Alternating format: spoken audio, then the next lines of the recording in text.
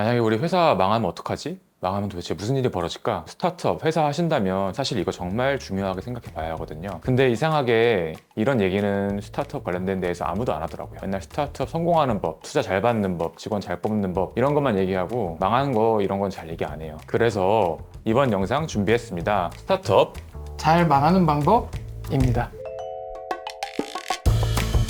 스타트업 10개 중에 6개 이상이 5년 안에 문을 닫는다고 해요. 그렇게나 많이요? 정부 자료에 따르면요, 2020년 기준으로 새로 생긴 회사의 60%가 5년 안에 문을 닫았대요. 더 놀라운 건 통계청에 의하면 그중 36%의 회사는 1년도 못 버티고 없어진다는 거예요.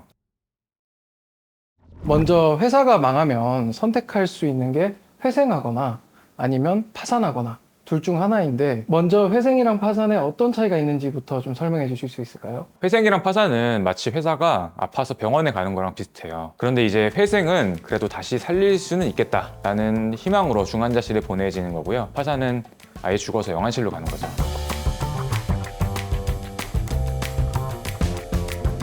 큰 회사들은 누군가 결국은 사가던데, 기울어진 회사를 사간다. 이거를 회생에서는 회생 M&A라고 부르는데요. 쉽게 말하면 부서진 자동차를 고쳐서 파는 거죠. 채무는 정비 비용이고 새 주인은 중고차 구매자라고 생각하면 돼요. 그러면 일반 M&A하고 회생 M&A에 어떤 차이가 있을까요? 회생 M&A는 재무 구조가 정리가 됩니다. 자본 잠식인 회사의 부채를 법원이 확 줄여줘서 일단 양호한 회사로 만들어 놓고 그 회사의 지분을 입찰자 중 한 명이 사가는 구조입니다. 말 그대로 회생시켜주는 거죠. 그럼 회생 못하고 결국 파산하면 뭐 어떻게 되는 건가요? 뭐 장례식 치르러 가는 거죠. 회사의 모든 것을 정리하고 남은 재산을 나눠주는 거죠. 그리고 나면 회사는 이제 이 세상에서 완전히 사라지는 거예요. 그렇다면 변호사님, 회사가 망할 것 같으면 지금 돈이 없는 상태인 거잖아요. 빚도 많을 거고, 누굴 먼저 챙겨줘야 될까요? 함께 일했던 가족? 아니면 돈을 가장 많이 빌려줬던 채권자? 함께 일했던 직원들? 망할 땐 망하더라도 잘 망해야 되잖아요. 침몰하는 배에서 누굴 먼저 구하느냐 이런 건데요. 근데 이거 변호사로서 누구부터 챙기세요 라고 딱 말하기 솔직히 좀 어려워요. 근데 대표님들은 사실 이걸 가장 궁금해하지 않을까요? 그렇죠. 근데 회생에 부인권이라는 게 있습니다. 회사가 망하기 전에, 즉 회생 절차 개시 전에 몰래 특정 사람들에게 돈을 나눠준 경우 이게 발각된다면 국가가 그건 잘못됐어요. 그 돈 다시 가져와요. 이렇게 말할 수 있는 권리예요. 회사를 살리기 위한 마지막 몸부림으로 꼭 필요한 거래처 물품 대금부터 갚았다. 뭐 이런 거라면 사실 부인권 대상이 되기 어려울 수도 있죠. 그런데 대표 친인척이 빌려준 돈, 뭐 친분 관계에 있는 회사 이런 데다 먼저 돈을 갚는다. 이건 문제가 확실히 있습니다. 경우에 따라서는 형사적 책임을 지는 경우도 있습니다. 그럼 회사 돈을 내 돈처럼 쓴 대표라면 이건 그냥 횡령인가요? 네, 맞습니다.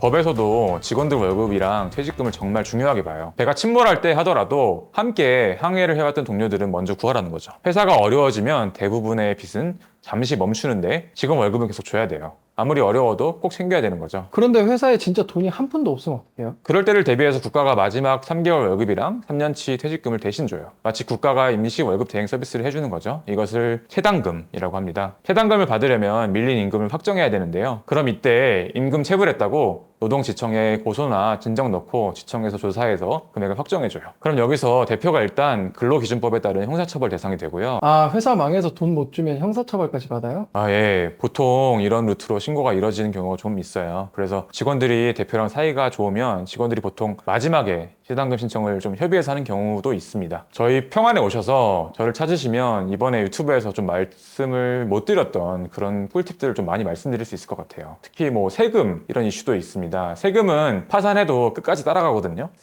이 부분도 좀 할 말이 많은데 유튜브에서 할 말은 아니네요. 이제 좀 그만하셔도 될 것 같습니다. 우리도 원래 우리 일 해야죠, 뭐. 그러려고 뭐 하는 거지, 유튜브 되려고 하는 건 아니니까. 그러려면 유튜브 스타트업을 차리고 회생 신청할 때 평안으로 또 가면 되겠네요. 네, 수입료는 무료로 해주시나요? 스타트업 하시는 혹은 사업을 하시는 분들, 법적으로 꽤 어려운 상황들이 있는 거 잘 알고 있습니다. 너무 혼자 고민하지 마시고요.